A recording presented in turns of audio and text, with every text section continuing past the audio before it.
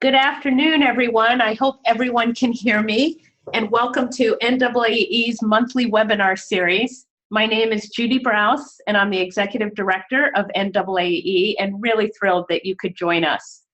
And today we have a very special presenter, our own Sarah Bodor, who is the Director of Policy and Affiliate Relations for NAAE. She'll be talking about the ESSA, or Every Child Succeeds Act, and I'll introduce her more formally in just a minute. But I also wanted to thank all our affiliate co-hosts who are working with NAAE to sponsor our monthly webinar series. So thanks to all of you. What a great group. And through our monthly webinars, we're really trying to highlight new ideas and thinking in the field, showcase leaders who are working in environmental education and related fields. And we want to make you aware of new things that are happening and to improve our own practice. So always let us know if you have ideas for possible speakers and topics as we go forward. So our agenda today is just a very quick introduction to Zoom. This is the first time we've used this platform and we really like it. Let us know how it works for you. That would be fantastic. Then Sarah will be presenting. She has a couple of interactive things in her presentation, but we'll also save time at the end for questions. And you're always welcome to be entering questions along the way, and we'll let Sarah know what comes up. And then Kristen Kunkel is going to close with a few reminders. So getting started with Zoom, I think most of you know how to use the kind of webinar platform, but just remember that the chat is the best way to get in touch with us because all our lines are muted just because there are so many people online and we don't want to have too much background noise. So just click on the chat on the top of your screen, enter a question, and when you do, you'll see the webinar chat box come up on the side and be able to share what everybody is doing. You can send a note to all the panelists, you can send a note to everyone. If you're asking a question, go ahead and send it to everyone so they can see what you're asking. So that all sounds good, or if you're having any technical problems, let us know. Okay, and then I also do want to thank Kristen, who is my partner in crime on the whole webinar series. She's really helped with making all aspects of this work. And as some of you know, when you do webinars, you never know what's going to happen. And we have changed platforms, trying to find the best one. She never gets freaked out. She just remains calm and collective, and it's really fantastic. And she'll be closing again the webinar and tell you how you can stay engaged with NAAE. So now I am thrilled to introduce our speaker for today, Sarah Bodor. Sarah, as I mentioned, is NAAE's Director of Policy and Affiliate Relations. And she works with actually many of you on this webinar to advance our collective work to create a more environmentally literate citizenry and to advance civic engagement. And she also helps support our 56 state, regional, and provincial affiliates. We're all working together to drive excellence in the field and improve practice, leading to greater impact. She also leads our efforts to identify policy priorities in the field and advocate for environmental ed at the state and federal level, working with partners throughout the country. Before coming to NAAE, Sarah worked for the Chesapeake Bay Foundation, where she held a number of program management and leadership positions throughout the organization. She's also worked closely with state education agencies in Maryland, Pennsylvania, and Virginia to develop and pilot standards-based curriculum and provide teacher professional development. Her background also includes communications and fundraising. In 2008, she served as the writer of Maryland's Children in Nature Plan, which resulted in passage of Maryland's environmental high school graduation requirement. She was also a leader in helping to get the No Child Left Inside Coalition off the ground and keep it off the ground. And we're so excited to talk about a new opportunity for all of us with the passage of the ESSA. And she'll tell you more about it and how you can potentially access more funding. So let's give a warm virtual welcome to Sarah. Take it away, Sarah. Thank you, Judy. Thank you so much. And thank you to everyone who was able to join us today for this webinar. The monthly webinar series has covered a lot of really exciting topics since it began, and I'm afraid this may not be the most engaging topic unless you are someone like me who gets really excited about policy, but I'll do my best to keep it interesting and hopefully provide you with some information that's useful. also, I am supposedly in charge of the screen.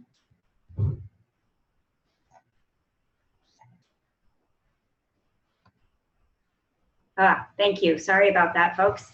So before we get started, I just want to give you an idea of what I'm going to try to cover here today. First, we're going to just briefly talk about what the Every Student Succeeds Act is.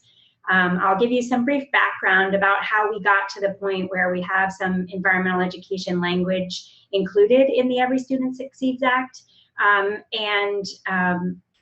We'll talk about exactly what that language says and where it is within the legislation. We'll talk a little bit about the federal appropriations process for those key grant programs in the Every Student Succeeds Act. And most importantly, I want to spend a little bit of time today talking about what you can be doing and how you can help.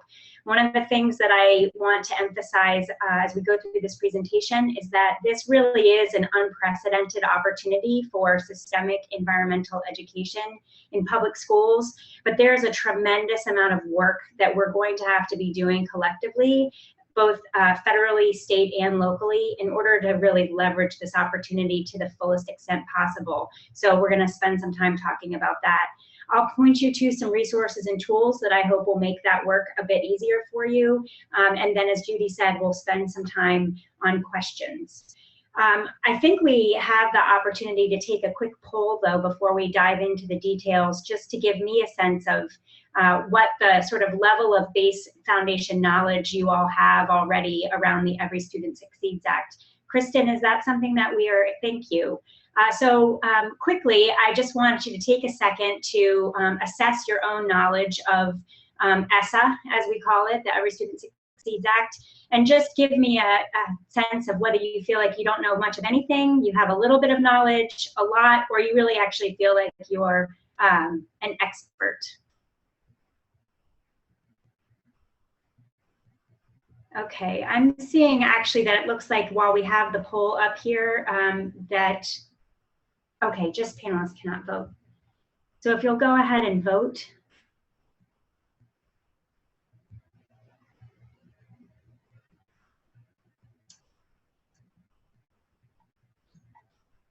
Okay, here we go. So quick results. Hopefully you all had a chance.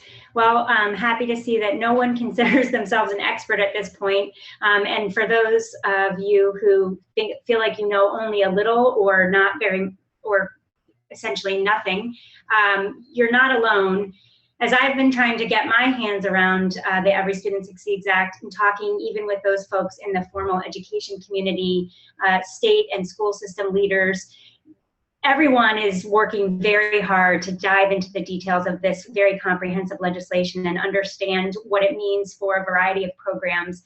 So while I'm going to do my best to give you some information today, just realize that this is an unfolding process, and as we know more, we'll share more with you.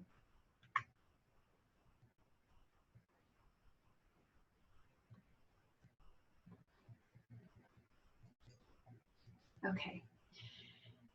So what is the Every Student Succeeds Act?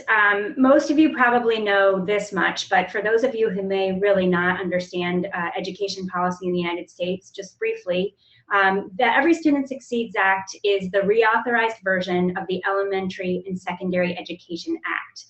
The Elementary and Secondary Education Act is formerly known as No Child Left Behind, and it is the comprehensive federal education policy in the United States that regulates pre-kindergarten through grade 12 education. And most of you are probably on this webinar because you're aware of the fact that just this past year in December, the President signed the Every Student Succeeds Act, this new comprehensive education legislation, replacing No Child Left Behind, and for the first time ever, including key language that makes environmental education explicitly eligible for funding from U.S. Department of Education. But I do want to give you a little bit of background about how we got to this point where we have this key language available to us. And one of the reasons why I want to share this with you is not to sort of dwell in ancient history, but to sort of give you a sense of the lay of the land in terms of the groundwork that has been laid by a wide-ranging number of organizations in building support for federal policy around environmental education. So on Earth Day 2007, a groundbreaking piece of legislation known as the No Child Left Inside Act was introduced into Congress. I'm sure that many of you on the call are familiar with this legislation and are probably responsible for a lot of the work that was done in building support across the country for this legislation. Its goal was very simple, was intended to ensure that every student in the United States achieves a baseline of environmental literacy. It provided support for statewide environmental literacy plans and would have allowed states to tap into funding for environmental education programs and related teacher professional development.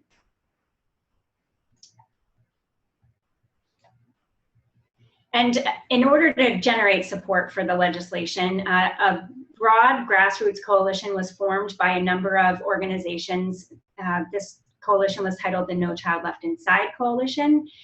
It was a sort of organically growing coalition that ultimately included very broad and diverse membership from across the country.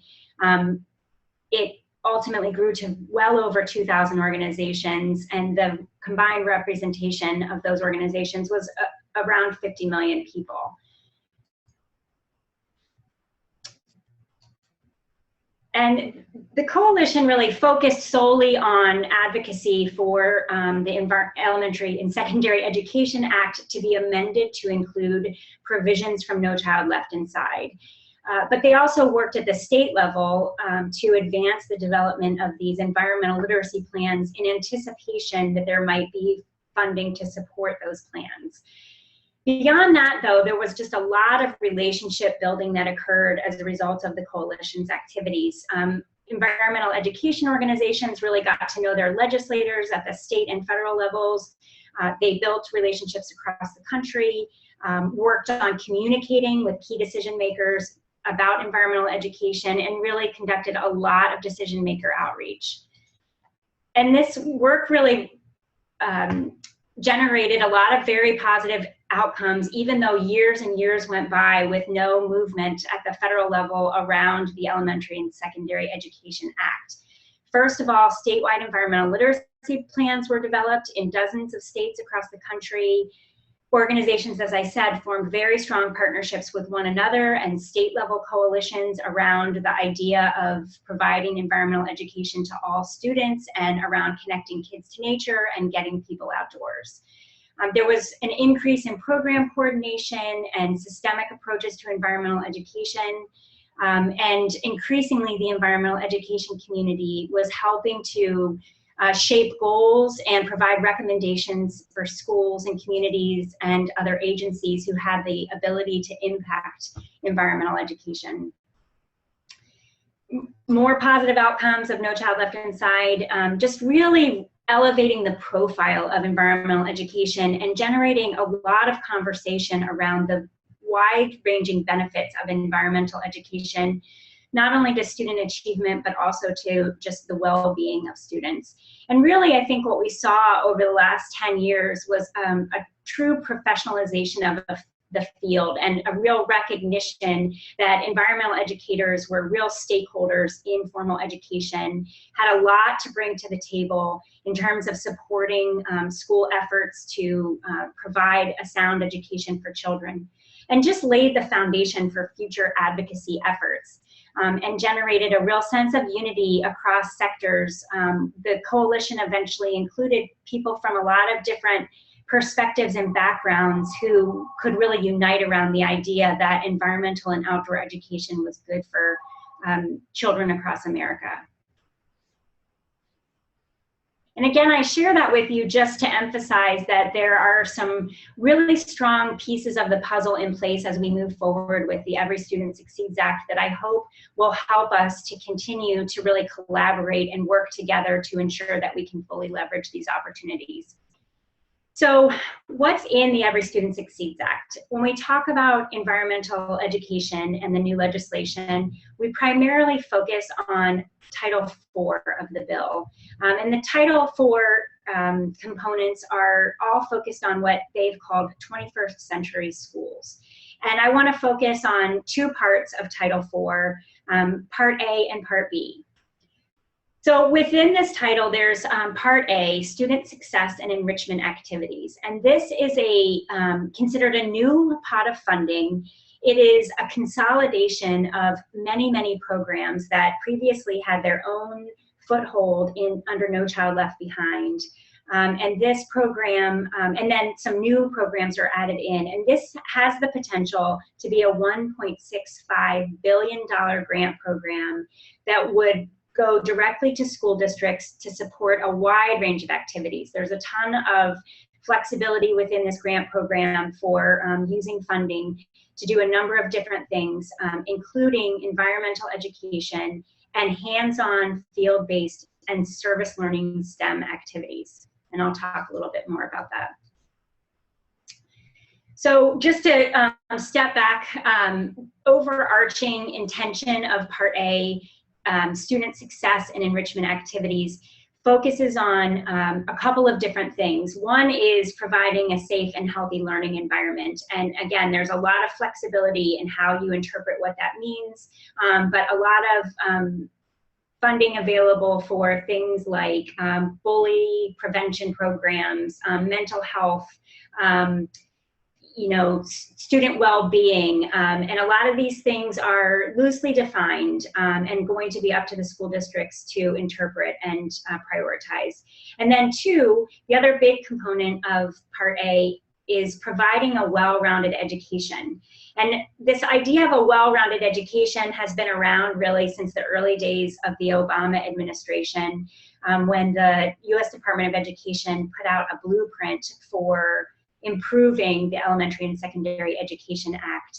And in that blueprint, they really outlined sort of the unintended consequences of a real strict focus on core subjects under No Child Left Behind, and really revisited the need for schools to be ensuring that students have lots of opportunities to participate in enrichment activities, to develop skills like critical thinking and problem solving, and to be exposed to a wide range of experiences and opportunities to learn kind of outside of the box of reading and math, which had become such sharp targets for improvement under No Child Left Behind. So this notion of a well-rounded education now includes environmental education. There's also a piece of Part A that talks about improving technology in schools, and then underneath certain guidelines. So there are some parameters around the minimum percentages of dollars that school districts will spend on each of these components of Part A, but generally speaking, they have tremendous flexibility for how they're going to use the funds and how they're going to prioritize the way that they spend those dollars. So in terms of how these dollars are going to be dispersed, they are going to go by formula. And any of those of you who are familiar with the way that U.S. Department of Education dollars normally flow, there is a formula that's based on Title I of the legislation that is really based on poverty rates and population size. But essentially, every school district in the nation receives Title I dollars. So those formula determines a block grant to the states, and then the state gets to keep a very small percentage of that funding, and then they will in turn block grant by the same formula to each school district. Under the new legislation, a school district that receives more than $30,000 is going to be required to conduct a needs assessment that will help to inform how they're going to spend their money. And this needs assessment is going to be really important in terms of next steps for the environmental education community. So we'll talk about that a bit more. Now, one key thing that I mentioned early on is that there's still a lot of information coming out of the Department of Education to inform how this new bill gets implemented. There's still a lot of work happening at the state and local level to fully understand the different programs in the Every Student Succeeds Act. And one service that we can provide is information. So many school districts do not necessarily know yet what Title IV is composed of, what their opportunities and options might be for the use of funds, and what partners might already be available to help them in using those funds. So we'll talk about that a little bit more too, later on in the presentation. So I'm going to talk just a little bit less briefly about Part B, which is the 21st Century Community Learning Centers. And the only reason for that is because it is an existing grant program. Many of you may already be familiar with it, but as written in the Every Student Succeeds Act, it is a $1 billion grant program that would support schools or school system partners in offering after school and out of school time programs and enrichment activities. And now for the first time, that program, which as I said, has been in existence for some time now, includes environmental literacy programs as programs that are explicitly available for funding. And we know, by the way, that there are plenty of existing programs and partnerships that provide after-school services to schools and school systems. Our Parks and Rec partners often, for example, provide after-school enrichment activities through 21st Century Community Learning Centers, and I expect that's something that we'll see grow over time. So as I mentioned, it is an existing grant program. These are programs for outside of the school day. Again, this is a formula grant from U.S. Department of Education to the states, but in this case, the states are able to implement a competitive grant program, which gives them the opportunity to further shape those grants if they wish. And also in this case, unique from Part A, schools are not the only ones who can apply for the funding. Community partners can also apply, although of course they need to be working in collaboration with schools or school districts. So all of this is obviously dependent on congressional appropriations. So I just want to give you some perspective as it relates to the way that the dollars are being discussed right now, and just emphasize that we don't really know yet what level of funding is going to be available. But as I said, for Part A of Title IV, the bill itself authorizes $1.65 billion. And this is really an indication of the fact that Congress believes that this is an amount of funding that's really necessary to ensure that the grant program has a meaningful impact and that school systems can really do something of value for their students in their efforts to provide a well-rounded education.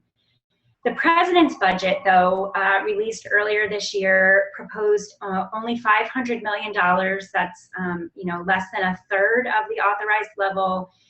There was quite a bit of advocacy in response to that proposal, really asking Congress to do a better job, particularly in this precedent-setting year of fully funding Title IV Part A. But unfortunately, the Senate bill was a little bit weaker. It provided $300 million. And then the House came back with a proposal that was much more encouraging with a $1 billion allocation for Title IV Part A. And I'll just pause to note that Title IV Part B is almost uniformly being proposed as a $1 billion program, which would keep it at level funding. And just to give you some context for how these numbers really shake out when we're talking about a grant program that's meant to be distributed to every school district in the country. Oh, sorry about that.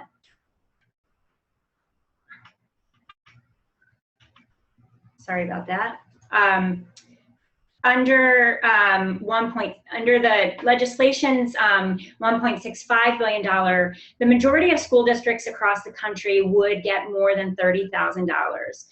Many large school districts would get well over $100,000 to spend, and some of the largest school districts in the country would be in $1 million or higher. Under the president's proposal, most districts would actually get less than $30,000, and under the Senate's proposal, only 8% would get $30,000 or more to spend. So again, this funding piece is critical. I share it not to be depressing, but in order for this program to really have the impact that Congress intended, it's going to be really important that robust funding is provided. Now, I do want to talk a little bit about the needs assessment component, and the reason why in the budget breakdown, I emphasize that $30,000 level in terms of who gets what is because a needs assessment is triggered by an allocation of more than $30,000 to any given school district in the country. And the needs assessment is a very powerful opportunity for partners in education, including those of us in the environmental education community, to play a role in determining how funds are spent. These needs assessments can be existing assessment tools, and U.S. Department of Education is not necessarily advocating for a particular needs assessment, but has made some tools available for consideration by school districts, but school districts can also develop their own needs assessment. And the assessment has to sort of address the conditions for student learning that are necessary for a healthy and safe school environment. It must also, though, consider how well the school district is achieving access to a well-rounded education for all students. And so there's an opportunity here to shape what is being included in the needs assessment in ways that might help school districts to prioritize the use of funds to expand green schools programs, for example, or to expand professional development for teachers in using the schoolyard for learning, or to ensure that every sixth grader, for example, is having some sort of a meaningful, extended and immersive environmental education experience. And I'm making those up, but these are the kinds of things that could be included in assessment that would really help to generate a conversation about how can we make sure that students across any given school district are really participating in meaningful environmental education as part of the core curriculum.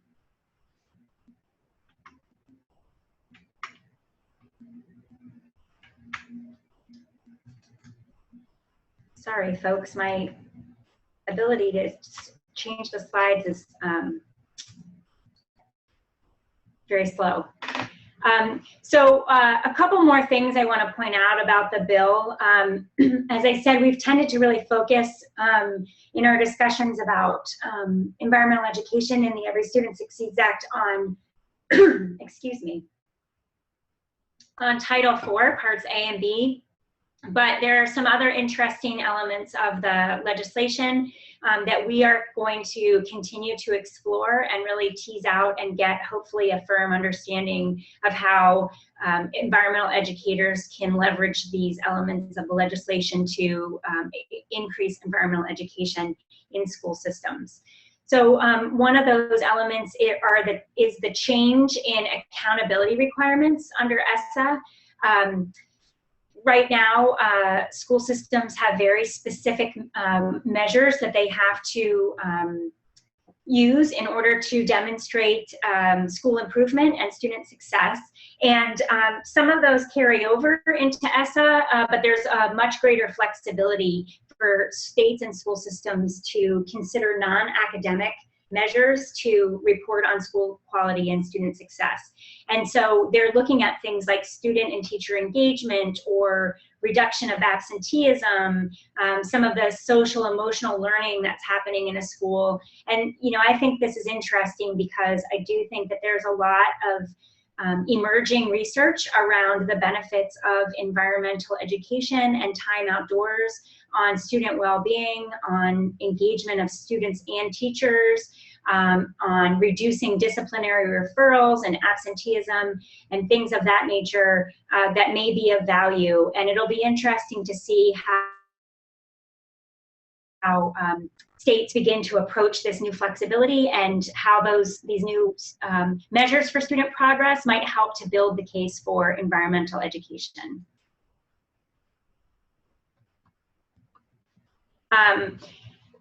There's additional support across the legislation for well-rounded education. I just want to point these out. These are things that we're still digging into, and I'll mention towards the end that we have plans to be providing some more detailed guidance to you and to your school system partners as we all work together to see this legislation implemented. And when we issue that guidance, I think we'll be able to go into more detail about these elements. But I mentioned that this idea of a well-rounded education has really taken hold.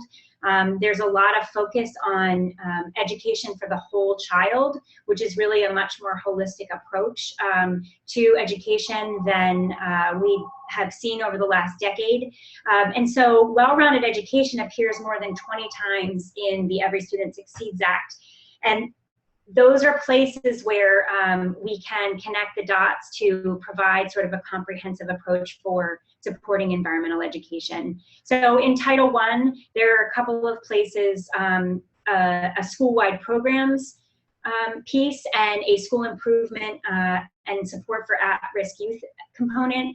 Those are places where schools have increased flexibility for those districts that really have a high percentage of high need and at-risk youth, where they have flexibility in using some of that really significant funding to support well-rounded education. And that would include all of the activities that appear in Title IV, Part A, including environmental education. And then likewise, in Title II, there's flexibility for teacher professional development funding to be used to support the activities listed in Title IV. So professional development for teachers and paraprofessionals, so those support staff and content specialists who work in schools, they could all be funded to participate in professional development around environmental education. So a little bit on the timeline that we're seeing for implementation, and I will note that we have a much more detailed timeline available on our website, and I'll talk a little bit more about resources on our website in a bit. So happening right now are listening sessions and listening tours. Many sessions and tours took place over the summer months. As school systems were really first trying to digest what the Every Student Succeeds Act means for the coming school years. I know some of our affiliates were able to participate in listening sessions, and I do want to ask at this point if we have an opportunity to do another quick poll. How many of you have had an opportunity to participate in a listening session or provide any kind of input to a state or local education agency around the Every Student Succeeds Act? And we've got a couple of options besides yes or no, and I just ask you to choose the one that best describes you, including whether you know that there's an opportunity coming up that you're planning to participate in, or you'd really like to, but you'd be looking for some support or some resources from NAAEE in order to do that. So I'm going to give you just a few seconds.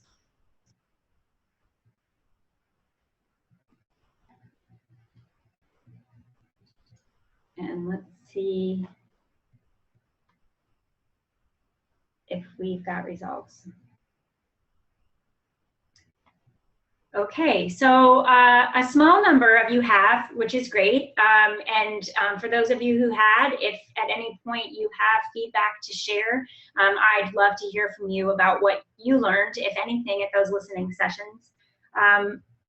Many of you have not.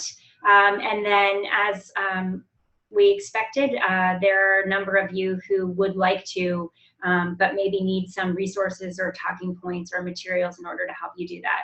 So that's great. That's really helpful for us, and thank you for that. So just moving through this timeline, state education agencies are forming or have formed implementation task forces and stakeholder teams.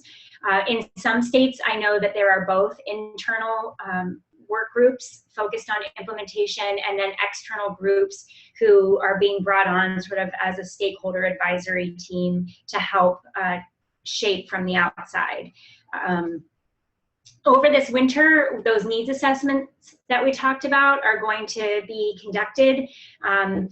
So this is a really good time to start to reach out and find out about how those needs assessments are being developed, who is getting to participate in helping to shape those needs assessments, and to really request that someone representative of the environmental education community be considered a stakeholder in that process. And I will talk a little bit more about how to do that in a second. And then late this spring and over the summer, state plans will be submitted to the U.S. Department of Education. And we expect that there should be one or more opportunities for public comment on those state plans. So that's something to be paying attention to as well. And then finally, in July of next year, the formula funds will be distributed in preparation for program funding to be implemented during the following school year.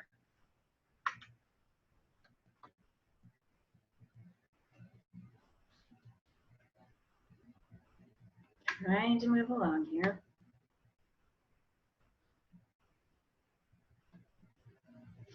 So how to get involved.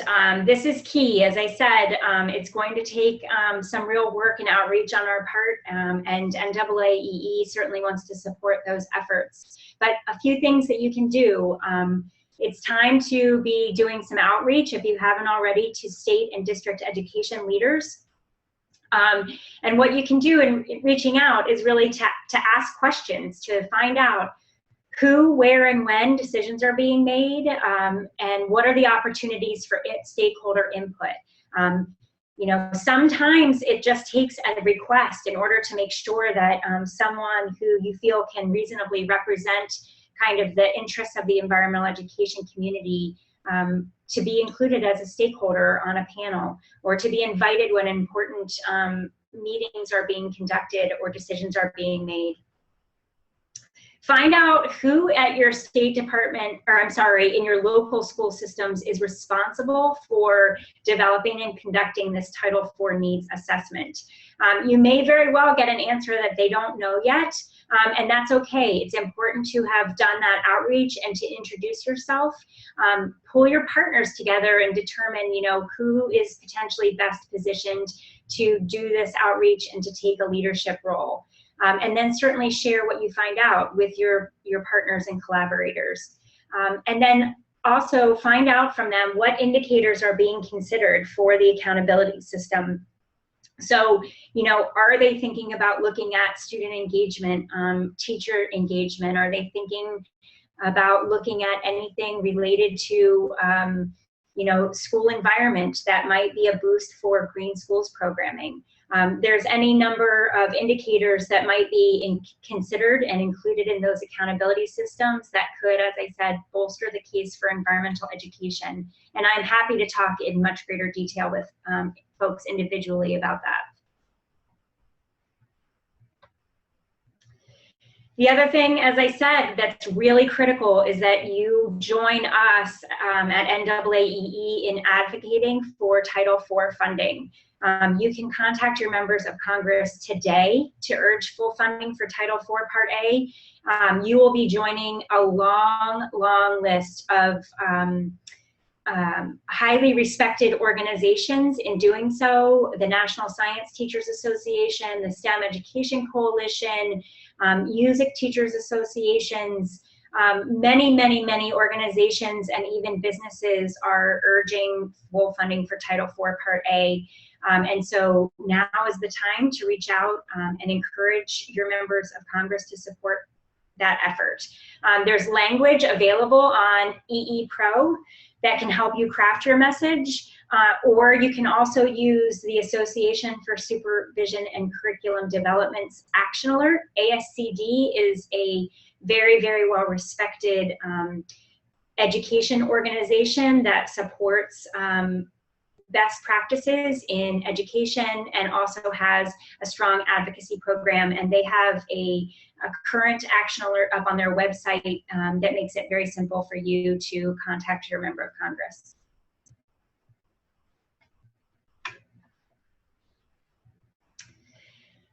So as I said, we have a number of resources and tools on EE Pro, and we're going to continue adding those. And this is, I think Kristen's going to talk about this at the end of the webinar, but this is also a shameless plug for you to create your profile on EE Pro if you haven't already, because this is the place to be to get information on ESSA, but also a wide range of really rich and engaging resources for environmental educators available on EE Pro. So the things that are available that are most timely to this webinar are, whoops.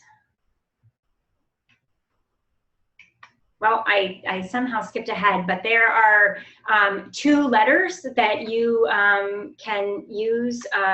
One is focused really for next generation science standard states, but making the case for Title IV funds to be used for environmental education. That letter, and another letter that is not for NGSS states that focuses just more on high quality science education and STEM education. Those templates are available for you to download and modify, personalize to your state, include information about your program or your statewide environmental literacy plan if you have one. But those can be a starting point for you to conduct outreach to local school districts to let them know what Title IV says about environmental education, but B, it includes some very specific requests to them with regard to considering environmental education, as well as with regard to including environmental educators as stakeholders as they do this work. So I encourage you to take a look at those letters and use them as they are valuable to you.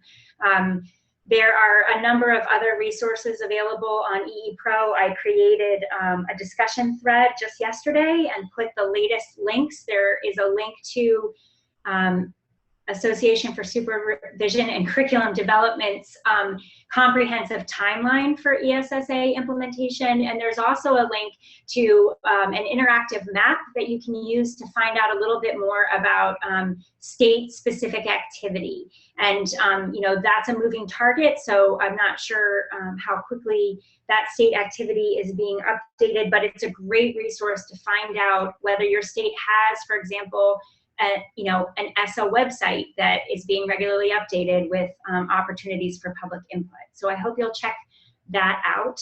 And then finally, a couple of more additional opportunities for you to learn more about Esta. One is at our conference in Madison coming up next month. If you are planning on being there, please know that there are a number of sessions focused on advocacy that all are welcome to attend, including one specifically on the Every Student Succeeds Act, but also an Advocacy 101 session that would just help you with some basic skills. And then, of course, the conference is just full of a host of other sessions that are of tremendous value to environmental educators. And then secondly, we have an advocacy group. This is a group that you can join if you follow this check the box symbol on EE Pro. You can join that group, and you can also join us for monthly EE advocacy calls. We talk about the Every Student Succeeds Act and bring the latest and greatest information to those calls, but we also talk about a number of advocacy initiatives related to environmental education programs, and we really encourage you to join those calls when you can and bring a friend. So at this point, I apologize, I am having a hard time with the clicker. I would love to see what questions people have and do my best to answer them. Sarah, can you hear me? This is Judy. Thank you so much. That was fantastic. We did get a question in already about do districts currently know how much funding they are eligible for, and how do they know if they should be completing a needs assessment? And everybody else, please get your questions in, and Sarah will take a stab at answering them. Okay, yeah, that's actually a great question. And the answer is no. Districts don't know at this point how much funding they have available because no one knows, at least with regard to these grant programs that we've discussed today. Everyone will be, all school districts will be moving to full implementation of the legislation by the school year 2017-18. And so there's not a whole lot of time left for us to get all of those answers, but we are sort of tracking that. And they may or may not know about the needs assessment, and that would actually be, again, something to share with them when you do your outreach, because there are so many stakes in this new legislation, and so many things as authority and autonomy has shifted very significantly from the Department of Education to the state and then down to the school district level. There's so much that they're working on that it's not surprising that the details of a Title IV grant program haven't necessarily risen to the top of the radar screen. But again, we're sort of trying to take the position that that sort of unknown and uncertainty provides a bit of an opportunity to come in with some information in your hand and with some recommendations in your hand, and that there's, I think, hopefully a real openness to bringing in partners to help support this massive change for school systems. And Erin, thank you for that, Erin Nicole, for that question. Victoria Rydberg had a question, Sarah. How much say will the state education agency have in determining some of the flexibility and discretion when it comes to local district spending? Wow, that's another great question. And I have to say that I don't know that I have the right answer to that. That's a question that I've been sort of chewing on for a while, and early on after the bill was passed, I sort of tried to probe a little bit to find out, for example, whether it's anticipated that states might even pass legislation that sort of furthers what Every Student Succeeds says, or you know, adds to or amends. And I didn't get much of an answer from either the U.S. Department of Education or the states that I talked to, but it's been some time now since I sort of made those inquiries. So I'd like to dig into that a little bit more. I think with regard to the 21st Century Community Learning Centers, states do have the authority to shape that competitive program in a way that furthers existing priorities or designated priorities. And so I would say that that's a real opportunity for states to really shape the way that districts use the dollars. So Sarah, another similar question from Danica Gilbert in terms of, are the states in charge of distributing the federal funds to school districts? And I think you've answered some of that, but. Yeah, so the, with the Part A funding, the state gets like 5% for some of their administration fee, but 95% of the Title IV Part A money is just formula granted straight to the districts. And if you're not looking at the chat, everyone, Brock has filled in some of the upcoming calls and what's going on in terms of the advocacy opportunities for you. And then Jeff Golden had another question. Are there templates or more detailed guidelines already available for the assessments that districts will be making? There are some existing tools, and I can put those on EE Pro as well. And we can also work to help develop a template. One thing I should have mentioned that I didn't earlier is that I had hoped we'd have it in our hands in time for this webinar, but we do know that the Department of Education is planning to issue guidance to the states. So the Department of Education can offer, you know, non-regulatory information to help states better understand specific aspects of the legislation. And they've issued a number of guidance documents over the last several months. We know that they are planning to issue one on Title IV Part A. And I know from listening sessions that I participated in with U.S. Department of Ed that the needs assessment was something that a lot of groups were trying to understand, and there were many questions about the needs assessment. I'm expecting that that document, which should be available anytime now, is going to be really helpful. And as soon as we have that, we'll certainly be putting that up on EE Pro as well. Okay, Sarah, we have another question from Ann, who said, is funding strictly tied to school districts? Would it be possible for a park district to apply for funding since we provide environmental education programs to school children? And thanks to those of you who are answering other people's questions, answering them. That's great. Yeah, that's a really great question. In the case of the Title IV Part A money, the money will go to the school districts, and the school districts will determine how they spend that money. Now, they are, as far as I understand, more than able to contract with a park district or some other education provider to provide programming to their students. So they certainly can use that money to work with partners in whatever way they see fit. But the Title IV Part A money will not flow from the State Department of Education to another entity outside of a school district. The Title IV Part B money, however, will be competitively granted by the state departments of education, and in that case, school partners can apply for that funding and be awarded that funding. Thanks, Sarah.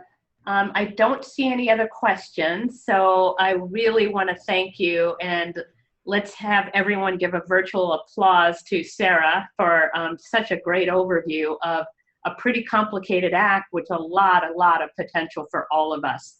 And a lot is still being worked out. So it's so great, Sarah, to have you on board to help guide us through this. And Brock, thank you for all your help as well. Thanks, thanks, thanks. And then I'm going to turn it over to Kristen just for a few minutes to talk about some upcoming opportunities and a little bit about where you can find the participant list and the recordings. And Kristen, thank you again for your help.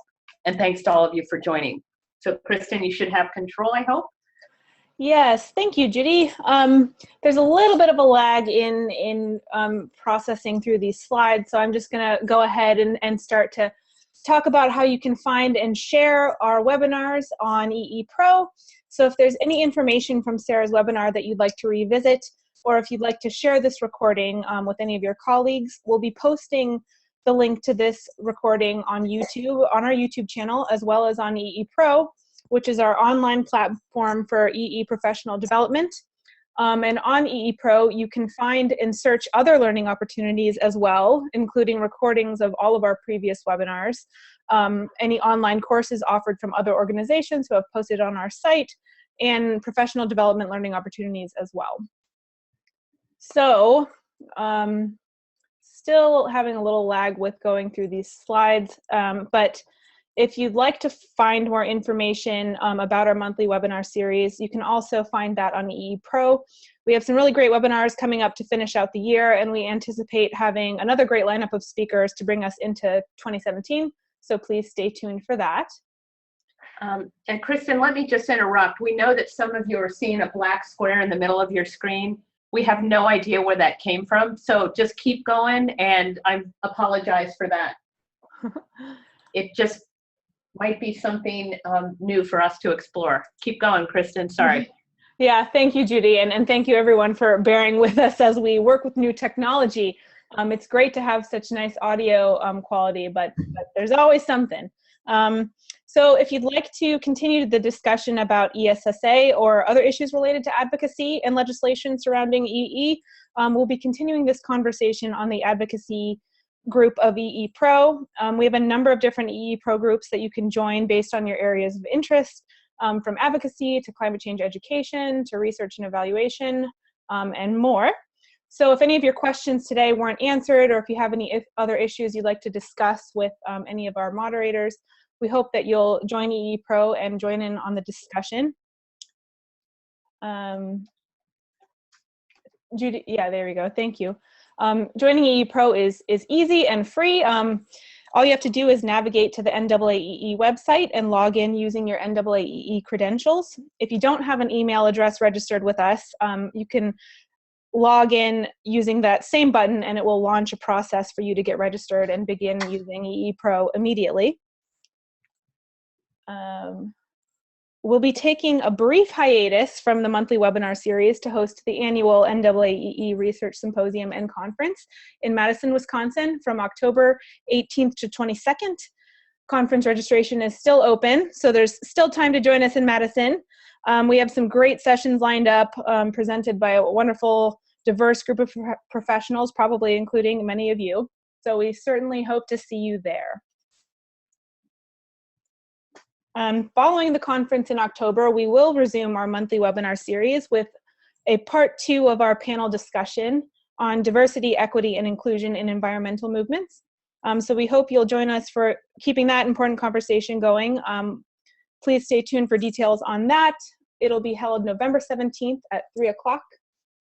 Beyond November, we've got a great speaker lined up for December. Joseph Kursky from Esri will be talking about integrating spatial learning and GIS technologies into education.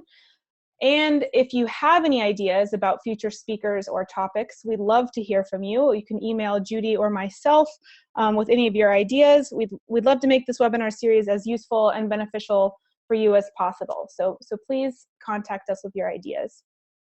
As I mentioned earlier, we'll be hosting the Diversity, Equity, and Inclusion panel on November 17th. So please stay tuned for details on that, and we hope to see you there. Any other questions about the webinar or the webinar series, get in contact with Judy or myself. Hopefully moving forward, this black box won't be blocking your view, but we do want your feedback, even with platform. If you think some platforms are more intuitive or user-friendly than others, we'd love to get that information from you as well. So we hope to hear from you, and thank you again for joining us. And thanks, Kristen. And one last thing, we will be posting the PDF and the recording link so that you can have access to everything that Sarah talked about, but please don't hesitate about contacting us with questions. So Kristen, thank you. Sarah, thank you. And thanks to all of you who are still on the line. Really appreciate it. Take care, everyone. Enjoy the rest of your day.